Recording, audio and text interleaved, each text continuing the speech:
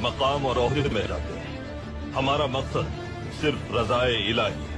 हमारा रास्ता साफ जाहिर है, यकीनन मुश्किल भी है, कठिन है, लेकिन इसका अंजाम रोशन है। तो जो लोग हमारे साथ हिजरत करने की ताकत नहीं रखते, हमें उनकी कोई जरूरत नहीं। हमें उन बहादुरों का साथ काफी है जो अपनी जान की परवाह किए बगैर हमारे साथ चलना चाहेंगे। तो अब वही लोग हमारे साथ जाएंगे जो हमारा मकसद पहचानते हैं।